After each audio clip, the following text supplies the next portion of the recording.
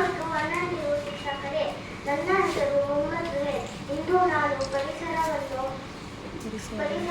ದಿನದ ಬಗ್ಗೆ ಮಾತನಾಡುತ್ತಿದ್ದೀನಿ. ನಮ್ಮ ಪರಿಸರವನ್ನು ಗುರುತಿಸಿ ಅದು ಎಲ್ಲವನ್ನು ಬೆಳೆದುಕೊಂಡಿದೆ. ಪರಿಸರವನ್ನು ರಕ್ಷಿಸುವುದು ನಮ್ಮೆಲ್ಲರ ಕರ್ತವ್ಯವಾಗಿದೆ. ಮರಗಳನ್ನು ನೆಡುವುದು, ನೀರನ್ನು ಉಳಿಸುವುದು, ಕಸವನ್ನು ಎತ್ತಿ ಹಾಕುವುದು, ಪ್ಲಾಸ್ಟಿಕ್ ಅನ್ನು ಮರಗಳನ್ನು ಮಾರುವುದರಿಂದ ಪರಿಸರವನ್ನು ರಕ್ಷಿಸಬಹುದು. ಪರಿಸರ ದಿನದ